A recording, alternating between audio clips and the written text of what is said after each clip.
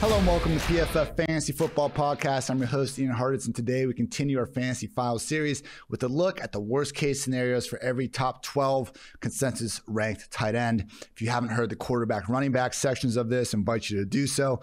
Basically, we talk up every player seemingly in fantasy football land throughout the offseason. I want to take a second and see where it could go wrong. So no, these are not my complete thoughts on these guys. I just want to try to punch some holes in a lot of the optimism that's going around for seemingly everybody this time of the year. So I will not be, relying on, hey, this guy could get hurt. We'll try to do actual efficiency, workload related potential pitfalls. So without further ado, worst case scenarios for every top 12 tight end. Starts off with Travis Kelce. I just think it's going to be age. He is only 144 days younger than Rob Gronkowski. He didn't look any worse for the wear in Yak in 2020. I don't see a drop-off coming. Even if it does, I can't imagine a system where you would age more gracefully than Patrick Mahomes at quarterback. I mean, he was freaking twisting up Denzel Ward the last time we saw him out there. I don't see Kelce's efficiency falling off a cliff, but, it is a demanding position. Who knows if, all the miles, maybe just the final straw that breaks the camel's back type of situation. Darren Waller, apparently he's been missing time with this ankle injury. The Raiders came out and said it's not a big deal. I don't know. You miss 8 or 9 straight practices. It kind of seems like it's not a small deal either. So there's really no one else on this offense, that I would expect to be stealing targets from Waller. Great player in his own right. To me, the only way he busts is if he comes into the year banged up, unable to be the guy that we know he can be when healthy. Number 3, George Kittle. Look, only Devontae Adams averaged more yards per out run than George Kittle last year. He is so dominant and great as a receiver. I think the only reason he's not used more is because he's similarly awesome and dominant as a blocker. So maybe transitioning to Trey Lance, more of a run-first offense, the overall target share pie shrinks, and Kittle is actually used more as a blocker than we've seen in the past. We do have Deebo Samuel, Brandon Ayuk functioning as legit high-end pass game options in their own right. George Kittle, being a team guy, getting paid regardless, wouldn't be shocking if we see him become the number 3 pass game option in the 49ers offense. Would he be the most overqualified number 3, quote-unquote receiver in the league? Absolutely, but if the offense is scoring points, I'm sure Kittle and Shanahan won't really care if he falls off a little bit in Fantasyland. With TJ Hockenson. So reports out of camp are saying that he has been Goff's, number 1 pass game option and playing great the entire time. With that said, we got DeAndre Swift, Jamal Williams, Tyrell Williams, Brashad Perryman. There's a chance that Hockenson just, isn't the featured number 1 pass game target that we're expecting him to be. I know the Goff-Higbee splits from the end of the 2019 season is what everyone's, hanging their hat on. I will say though, Higbee, if you just look at the yards per out run metrics and some of the efficiency stuff, actually has been superior than Hockenson. He was tied for 13th in yards per out run among 49 qualified tight ends in 2020. Hockenson should have too much volume to truly bust, but maybe he can't return that tight end 4 value because, 100 targets for the guy, it's going to be tough for him to necessarily be that good if he's in a bottom tier scoring offense.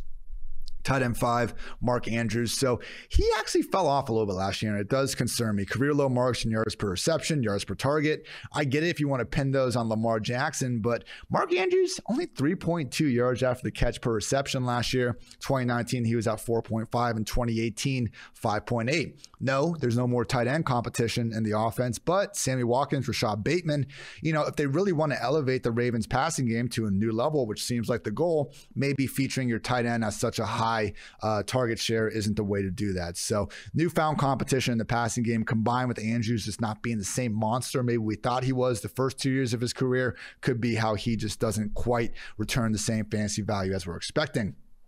With Kyle Pitts, I think this one, you draft the guy 4th overall. You would like to think NFL coaches have a plan for how to use him. I think the way Pitts would bust is if they just say, hey, this guy is a tight end. We draft him to be a tight end. And right now, Hayden Hurst is better, which it just pains me to even say those words out loud. But if we don't get true wide receiver usage out of Pitts, then it can almost become an overall volume problem. Again, with Julio Jones out of the picture, I don't know how Pitts will be anything other than the number 2 receiver in this offense. But hey, if he just struggles a little bit early, maybe we see Calvin Ridley, flirt with the target total starting with 2. Nobody else in a passing game that could take a step back without Julio. Matt Ryan's efficiency over the years certainly has.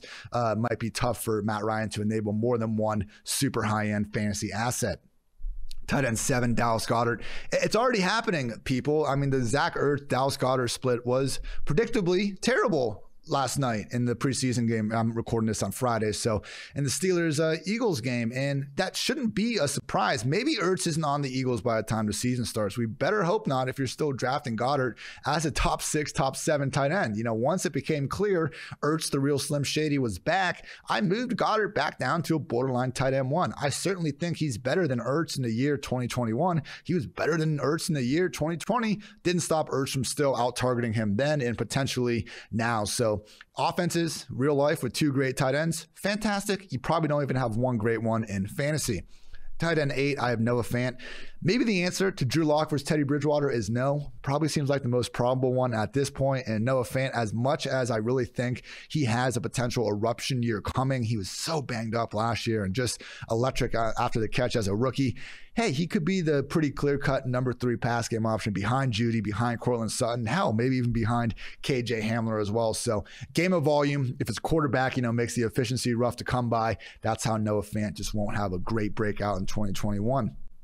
Logan Thomas had that awesome back shoulder catch from Fitzpatrick with the first team. He should be out there almost all the time. I mean, he was playing over 90% snaps almost week in and week out last year. I guess the question is, will he be quite as involved as a receiver? Triple-digit targets, I'm not so sure are in his range of outcomes again, because 82% of Thomas's targets last year came when he was lined up in the slot or out wide. So no new tight end competition, but Curtis Samuel, Diami Brown, Adam Humphries, similar to why we're lower on J.D. McKissick. So much of his production came in the slot or out wide because Washington didn't have any receivers last year. Now they do. Could be a problem for Thomas and McKissick, again, repeating their roles as absolute target hogs. Tight end 10, Tyler Higbee. Again, Jacob Harris is not taking over Tyler Higbee's job. Please stop even saying that's a possibility on Twitter. It's just really giving away you don't know football. He could take Gerald Everett's job, though, and then who is now gone, and then that could form a similar tight end committee system we saw last year. Both guys get between 40 and 60 targets. Personally, I think Higbee's going to have more of a 70-80% target stranglehold on the specific tight end things from Matthew Stafford. But hey, Jacob Harris, he is getting a lot of hype in preseason land, and I think even if he's not going to be a fantasy relevant asset in and of himself, he could maybe be good enough, involved enough to block Higbee. And even if he doesn't, I mean, we're still looking at Robert Woods, Cooper Kupp, Djax, Van Jefferson, Tutu Atwell. Very realistic chance that Sean McVay doesn't give a shit about featuring his tight end, and he just did so for 5 games at the end of 2019 just for kicks. I had Matt Kelly on the pod last year, Podfather, player profiler, Roto Underworld, Underlord, and all that. And he brought up the point where it was almost like an art of war tactic from Sean McVay at the end of 2019. Like, just show everyone like these different things the offense could do to set them up for failure down the road when you try to game plan against that. So I think it was more of a volume issue, but it was an interesting point by Matt for sure.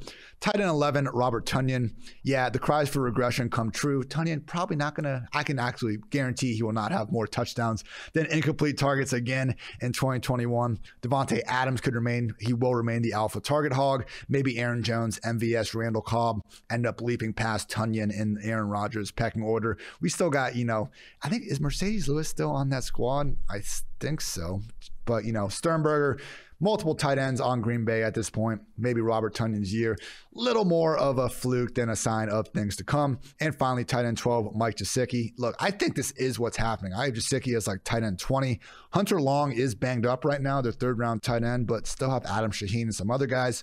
Basically, similar to Logan Thomas, Gesicki saw 84% of his targets come from the slot or out wide last year. What's the Dolphins' 3rd and 3 wide receiver offense? Devontae Parker, Will Fuller, and Jalen Waddle. Maybe they're ready to give Gesicki more of a full-time inline role. We haven't seen that yet. Using a 3rd-round pick on someone that could be splitting those snaps, not exactly great, people. So, Tua, also not necessarily a given. He's going to be, riding high. I know he and Gesicki had a nice connection last year, more so due to all the injuries. So, personally, I am really loading up on Fuller and Waddle, ignoring Gesicki and to a lesser extent Parker in Fantasyland. That's going to wrap up this edition of PFF Fantasy Football Podcast. Everyone, new episodes every single day throughout the summer. We will be concluding the Fantasy Files series on the 20th, but rest assured, still have plenty of good content coming out after that. So I'm Ian Hartitz, and until next time, take care, everybody.